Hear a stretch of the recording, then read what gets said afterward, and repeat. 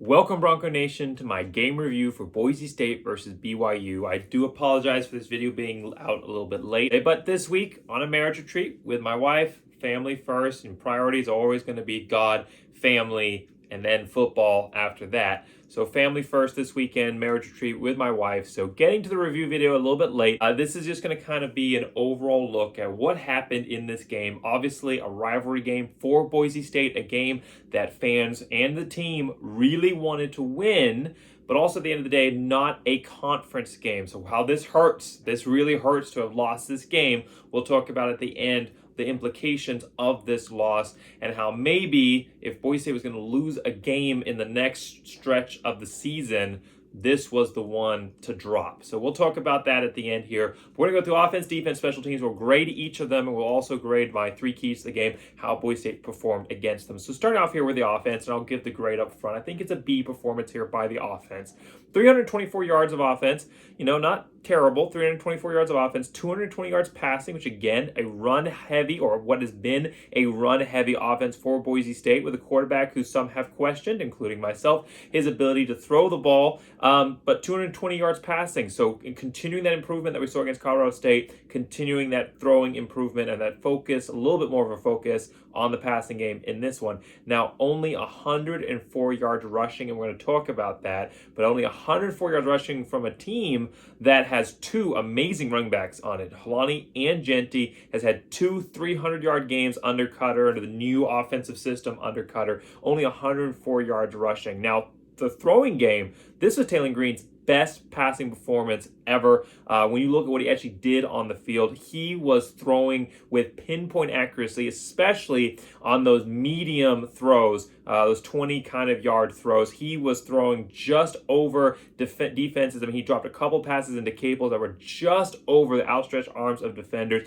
He looked better than I've seen him all season, even though he looked pretty good against Colorado State. Few mistakes there that could have been costly if Colorado State had been able to maybe come up with some turnovers, but he really didn't throw any bad balls this last game, and he threw some absolute darts. 2 touchdowns, 220 yards, 17 out of 23, 0 interceptions. Did have a fumble that was costly inside of Boise's end of the red zone, so that was a costly mistake there, but overall a good performance here by Taylen Green and a good performance in the passing game. The running game, however, the worst performance by Boise State, not this season, but worst performance by Boise State so far under Dirk Cutter. George Helani, 20 carries for 73 yards, couldn't get anything really on the ground, it seemed. Long of 11 yards for Helani, who's really been kind of the guy who can get you those breakout yards. 3.7 yard per average, which is a low in the last 4 games here, or last 5 games, including this one for Boise State. 2 touchdowns, though, on the ground. He really started to heat up there at the end of the game. We'll talk about that here in a second. And then Genty, another surprise, maybe still the questioning if he's 100% after being pulled from the game versus Air Force. 5 carries for 17 yards. Only 5 touches here by Genty, which is a big surprise because he has been a huge part of this rushing attack for Boise State. 5 carries, 17 yards, 3.4 yard average, but again, no long rushes by him either. Taylen Green adding 5 rushes for 14 yards. Now, the biggest impactor here, the biggest issue with this offense was while it was actually a pretty effective passing offense, and the offense, put up 28 points. They lost this one in a very close game. Boise State has had a lot of close games against BYU, but they lost this one very close, 28-31, and they had a pretty decent performance. And the passing game was actually quite effective, especially in the second half. However, I think it was an effective offense, but I think it was the wrong offense. BYU has, the last 4 games, really struggled to stop the running game, especially as you grind on them.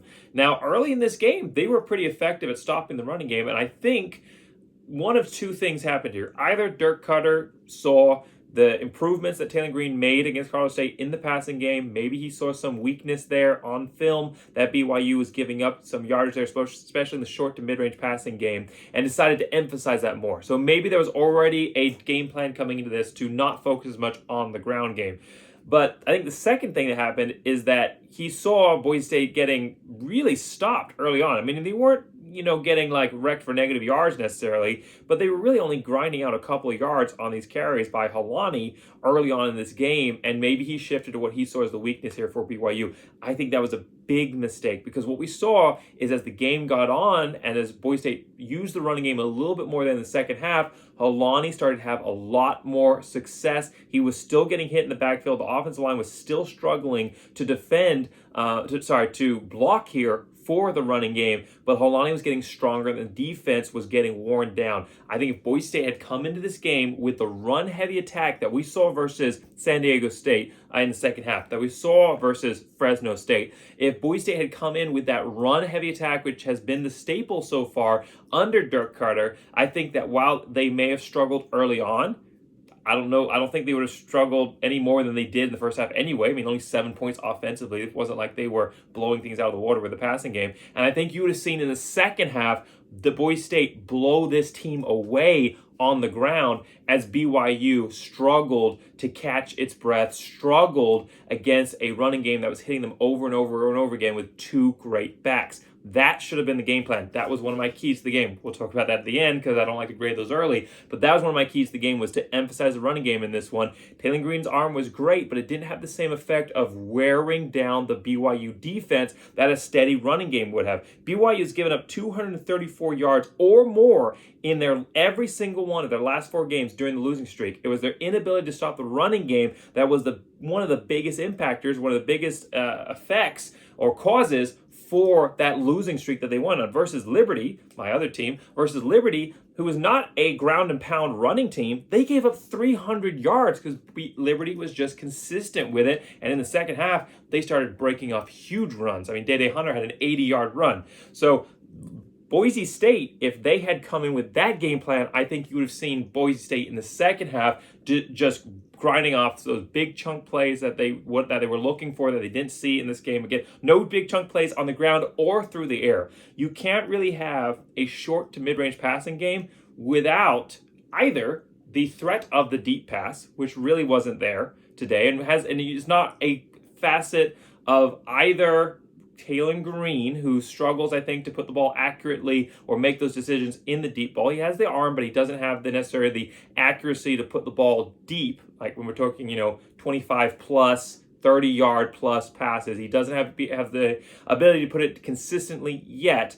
But also, I don't think the offensive line gives him the time, and I don't think the wide receiver, something that Bachmeier struggled against this whole time that he was with Boise State, and the wide receivers are not consistent getting open there for the deep passes. So you don't have the deep passing threat. So if you don't have the deep passing threat, the short to mid-range passing game, you have to have an effective running game. You can't just have the short to mid-range passing game, which seemed to be what Boise State was emphasizing in this one. And another big factor when we're talking about not emphasizing the run game was Taylor Green.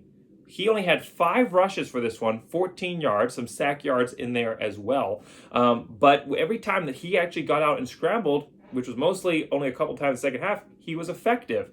BYU was basically just swarming to the middle of the field and stopping every single run that tried to come up the middle of the field because they were not worried at all about Taylor Green pulling it and running to the outside, because Boise State's really de-emphasized that last couple of games. I think if Boise State had focused there on Taylor Green's running abilities, which has been so effective, not just for the team as a whole, the rushing game as a whole, but for the offensive line. This is not a good offensive line. It still isn't. This has been an offensive line that has been successful for the running game for Boise State for 2 reasons. One, because Taylor Green has made them look better because the defense has had to spread out to cover Taylor Green's running abilities, so it's given the offensive line more opportunities for double teams or just the ability to come up against defense that's already on a back foot and unawares. Secondly, as the running game pounds and grinds on the defense, it wears them out and the offensive line is able to look better then. When you aren't able to do either of those things, when you don't have Taylor Green as a running threat that the defense is having to spread itself out for, and you don't have a running game that the defense is respecting, you're not going to have you're going to see the Boise State offensive line that we've seen the last 4 years for this program, and that's what happened tonight. So really a poor game plan, I think, coming in, not focusing on the running game, even though the passing game was effective, not making the running game the focus. That's what this team is built around. That's what Andy Avalos wants this team to be built around. He's been pretty open with that.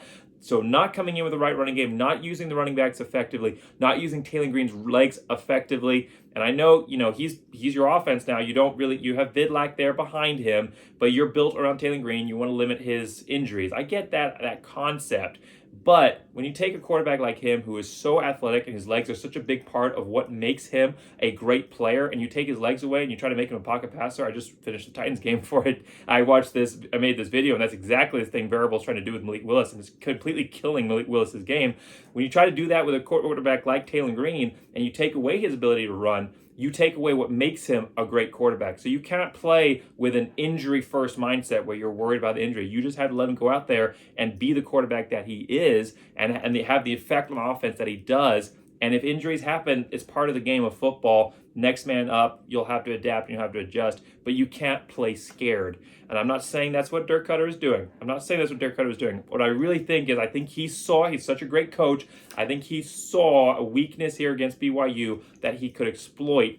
But I think it was the wrong move. Boise State has averaged 44, sorry, not average, but I didn't actually go through and average this up, but they've had 44 to 57 rushes, at minimum of 44, high of 57 rushes in every single game during the 4-game winning streak. Well, versus BYU on Saturday, they only had 30 rushes.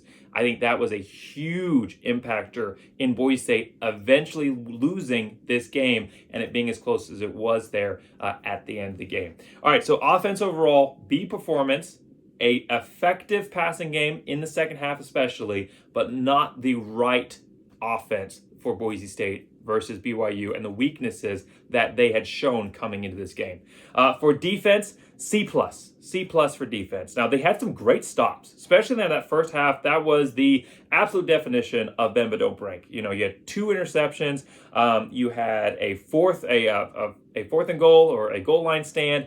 Boise State absolutely bend but don't break, coming up, making big for the errors in the middle of the field there. But in the second half, those went away. So you didn't have the bend but don't break element so much in the second half. You almost did there right at the end. That was so close. It was actually, I'm going to just kind of say this right here up front because I want to have it said, that was a really good effort to stop that 2-point conversion. I mean, it was really, really strong effort there by the Boise State defender not 2-point conversion, that touchdown at the end. I don't know why I said 2-point conversion. Really strong effort by the Boise State defender to stop that touchdown reception. I mean, he did everything that he could pretty much. He was right there. The receiver got basically one hand on it and was able to make an incredible catch. We'll let YouTube comment section debate whether or not that was a catch.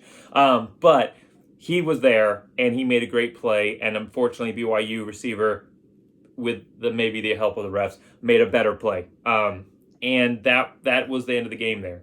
So Boise State definitely still come up with some big plays, but they gave up a lot of big plays in the passing game against the deep ball, which I have said all season long. Boise State has had the number 1 passing defense, statistically, number 1 passing defense in the country. They gave up 377 yards passing. And I think it's for 2 reasons. One, this whole season, they've been rated high statistically, but they haven't really faced, besides Oregon State, they haven't really faced a competent quarterback receiver threat. Haener would have been a strong challenge, I think, versus Boise State, but he was out. He was out when Fresno State played them. So Boise State really hasn't faced an actual competent passing game. And even against Oregon State, that was a team playing their first game, and they were rusty. And they were still able to do some great things against Boise State there in the passing game. So Boise State, this was the first time that they not only faced a competent, but a good quarterback. Now, this is a quarterback who has struggled in this 4-game losing stretch. But he is still, everyone talked about him at the beginning of the season, NFL caliber quarterback. I believe he's still an NFL caliber quarterback. He's the best athlete at quarterback that Boise State has faced this season, and it showed in both the passing game and the running game. Hall, 377 yards passing and 82 yards running. Boise State could not stop either of those, and a lot of that was just due to poor eye discipline by the defenders, especially when it came to tackling. Especially against the screen game. I mean, you had Boise State defenders screaming upfield during BYU was just picking them apart on the screen passes, screaming upfield, leaving the screen open, and then when given the opportunity to tackle, not being able to make the tackle, multiple broken tackles on multiple different screen passes, or even runs by Hall. So Boise State's biggest issue in this one was the inability, the fact that they faced a good quarterback, and the second fact that they have been weak against the deep ball all season. I've called it out in every single game, and they've pretty much given up a deep pass. If I can't remember a game they didn't, maybe New Mexico. No, they gave up a deep pass to New Mexico. So they've given up a deep pass, and I won't hold myself, I guess, to that. You can call me out in the comment section if I'm wrong, but I'm pretty sure they've given up a deep pass in every single game they've played, or they've at least given up the opportunity for a deep pass in every single game they've played. So while they've been very good at stopping the short passing game, which we saw mostly in this game, they have been very weak against the deep ball and when the quarterback is given time to scramble or he's given time in the pocket. And there was a lot of time in the pocket in this game. At one point I was counting it and it was 5+ seconds that Hall was having the quarterback to throw the ball because there wasn't a consistent pass rush. Boise State getting to the quarterback has been something they've struggled all season. Now last week they did an amazing job because of Divine Obucherry. Where was he tonight?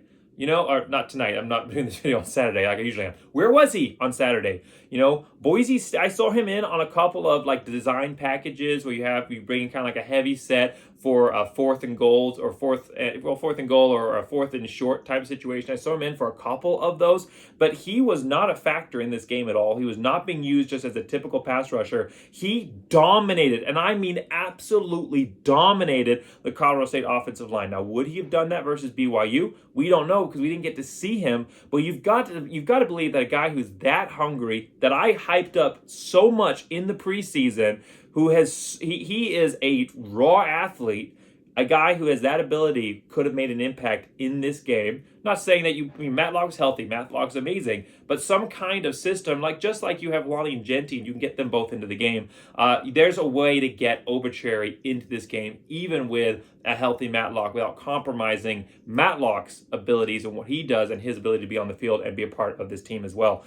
So Boise State, I think that was a big miss on the defense's part, not emphasizing Obucherry more.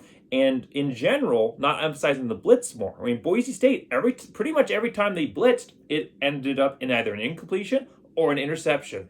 Hall was not good to this game when he was not given time to think about it. Now, when he was given 4 or 5 Mississippis, he was able to get that ball out and find success against a Boise State defense that really struggled to cover some of these BYU wide receivers, specifically Puka Nacua, 14 receptions, 157 yards, 2 touchdowns. A lot of that, though, and which we've already talked about, yards after catch. Boise State really, really struggling in this one to be disciplined, to have the eye discipline, to break down, to tackle in the open field. Not just him, also against the running back, number 7 there, Rapati.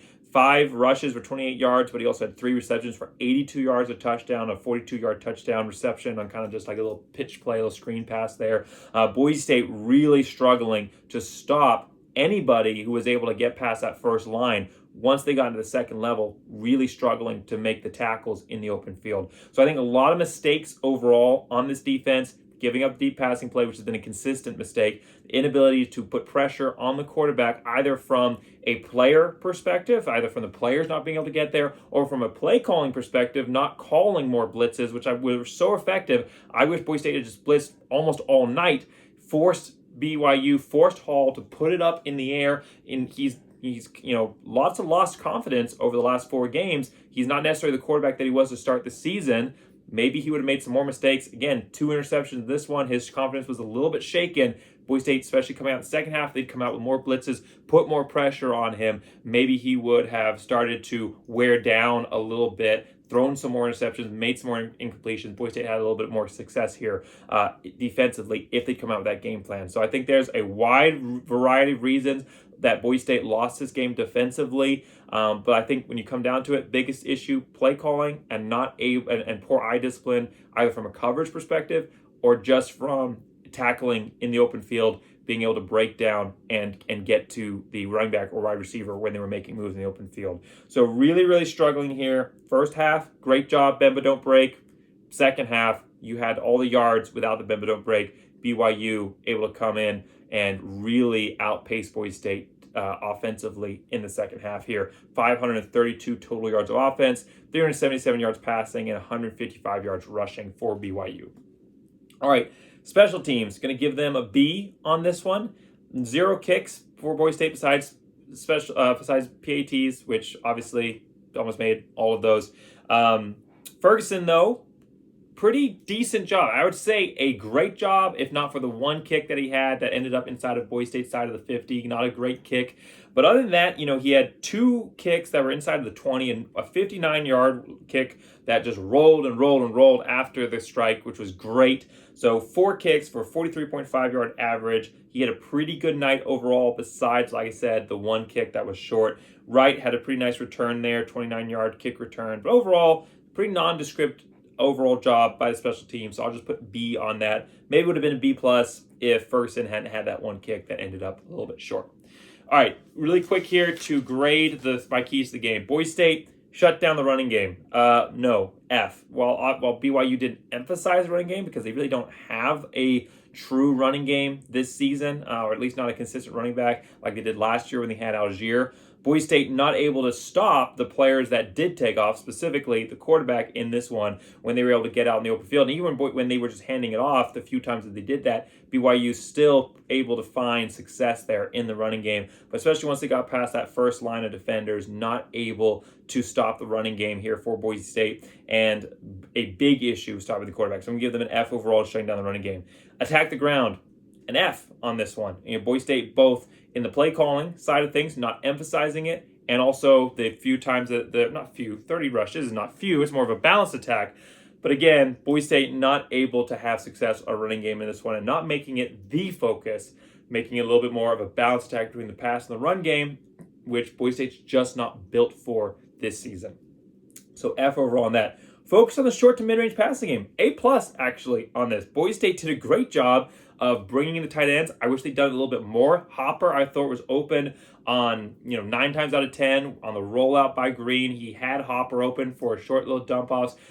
He made some great decisions to throw it down the field, but he also made some decisions to maybe throw it away where Hopper was there and he could have thrown it to him and maybe gotten a few more yards. So I'd like to see a little bit more focused Hopper. I think he's an incredible athlete here for Boise State. But overall, great job by the short to mid-range passing game. The issue is when you don't have the running game to back that up, or you don't have the deep pass. You can be a pass-heavy team, but you got to have the deep pass in there as well to push the defense back. You got to give the defense something else to look for. You're not going to have consistency throughout the whole game, and you're also not going to wear down the defense. And I think that's what happened in this one. So A+ on focusing on the short to mid-range passing game, but the issue is the failure on the key before that really cost Boise State the game in this one.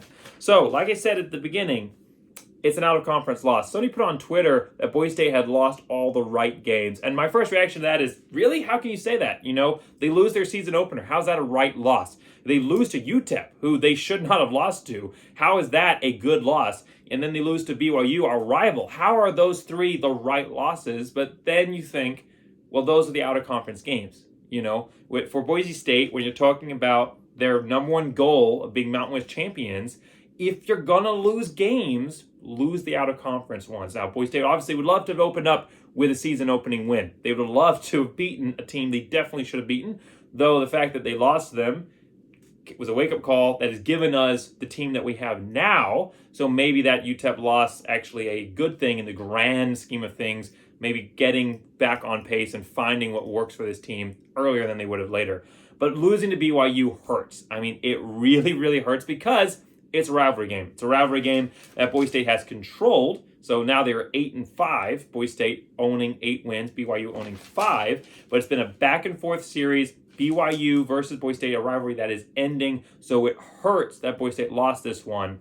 Especially with BYU now moving on to the Big 12 and the uncertainty of where that rivalry will continue. It hurts that Boise State ended this game this way. But the most important thing here is that Boise State is 5-0. Boise State is 5-0 in the Mountain West. That is what matters. Boise State has won all the games that counted, and they've won most of their rivalry games. Last year was not a good season for Boise State and rivalry matchups. They lost most of them. This year, they've beaten Fresno State, battled the milk can. They've beaten San Diego State, which has become a little bit of a bitter rivalry. They've beaten Air Force. Next week, they have a chance to go beat Nevada.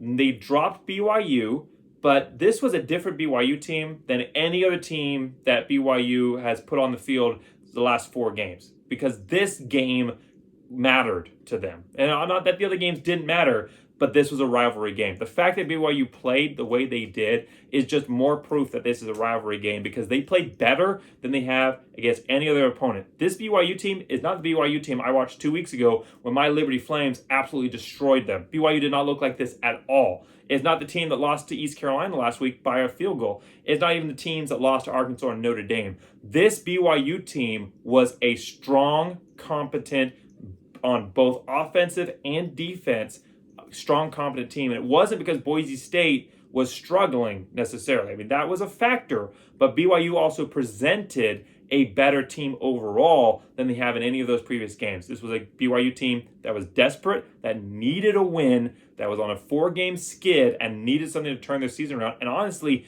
doesn't have much to look forward to the rest of the season. And this, as somebody said on Twitter, was their Super Bowl. This was their national championship game. This was everything that the rest of their season hinged on, was this game versus Boise State. And that's a little bit of pride factor there for Boise State, that this has become such a strong rivalry, that BYU puts their best on the field for Boise because they know that they're worth it. So this was their, this isn't Boise State losing to the 4-game lost BYU team that lost East Carolina. That's not what this game means. This game means that it was a rivalry game that came down to the last second. That hurts that we lost it, but at the end of the day, rivalry games will go, no matter how one team comes into it, no matter how one team comes into it, if they are just absolutely undefeated on the season and doing an amazing job, and the other team limps in, if it's a rivalry, you're going to see it end close. And that's what happened tonight, or Saturday, for Boise State versus BYU.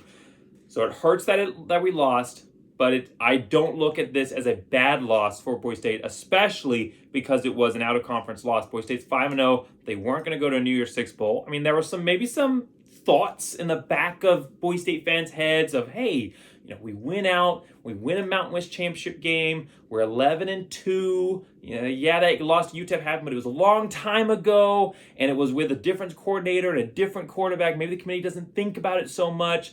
Maybe some crazy things happened in the athletic conference, and Boise State's able to get that New Year's Six bid.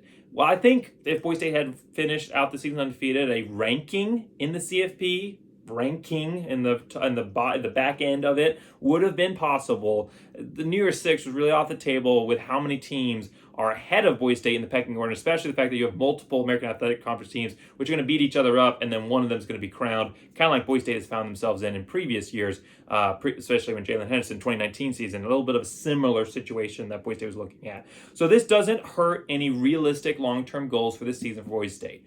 It's a pride thing. It's a rivalry thing. That's why this hurts. But it doesn't derail Boise State's season. It's not like what Boise State did to BYU last year when they came in and set BYU up here to return the favor with a big win at home when they were a top 10 team, and it basically derailed their season. That's not what this is.